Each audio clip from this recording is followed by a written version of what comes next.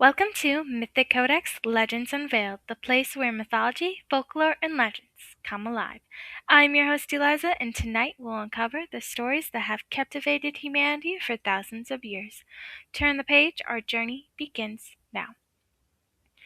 If you've been with me through the last 3 seasons, thank you for joining me on this journey into the darkest corners of mythology. But today, we're beginning a brand new season with one of the most horrifying legends ever whispered about after sunset. Image walking home late at night.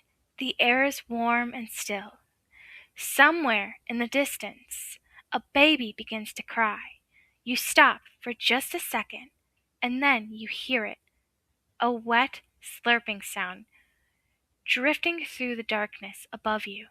You look up, and floating through the night sky is a severed head of a woman.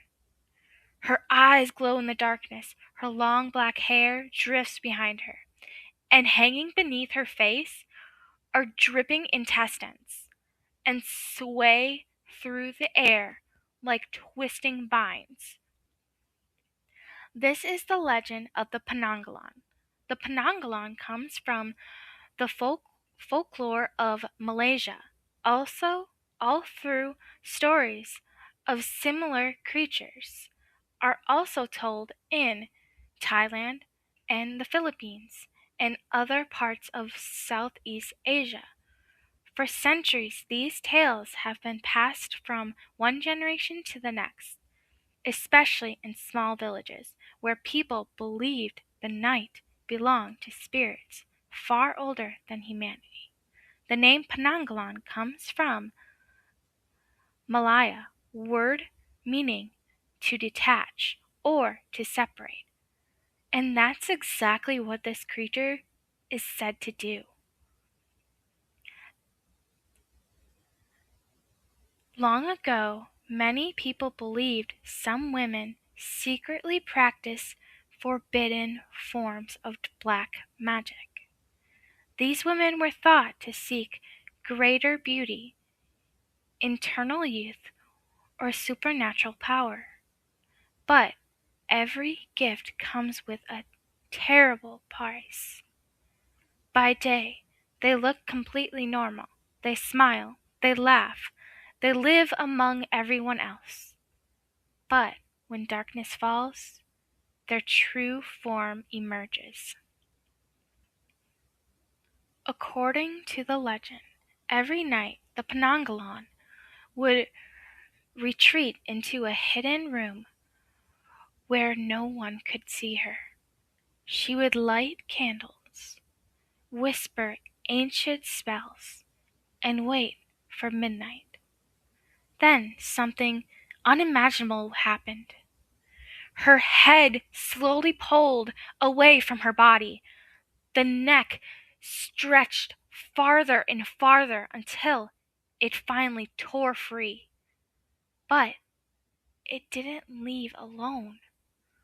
Her stomach, her heart, her lungs, and long strands of glistening intestines dangling beneath the floating head as she drifts silently into the night.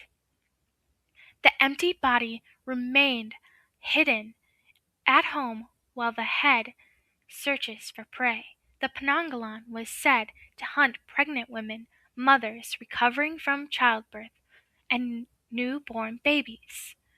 People believed these victims were especially vulnerable to supernatural attacks. She floated silently over rooftops, peering through windows, searching for homes where a child had just been born. If she found one, she would slip inside. Some stories say she used to use an impossibly long tongue to drink blood.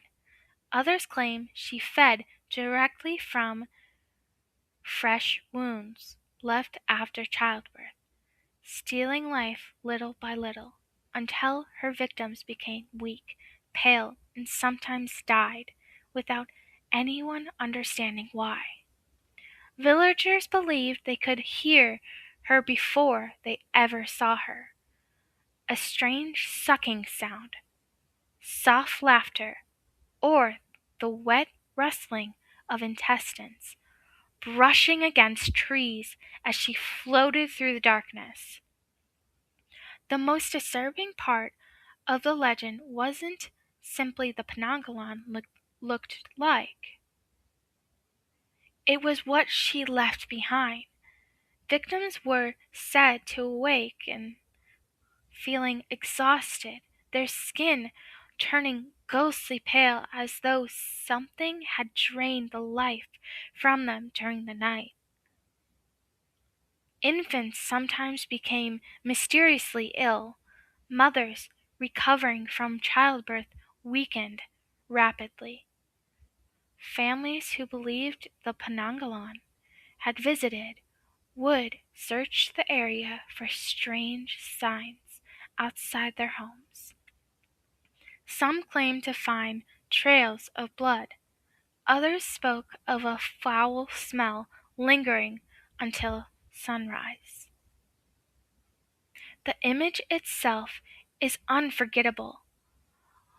A woman's severed head flying through the night, with dripping organs hanging beneath her, searching for the next victim, while trying to avoid the first rays of dawn. According to the legend, sunrise was deadly for her. She had to return before daylight, and forced her head back onto her waiting body. But there was one way to stop her forever. If someone discovered her abandoned body while she was hunting, they could fill the empty neck with broken glass, sharp thorns, or other jagged objects.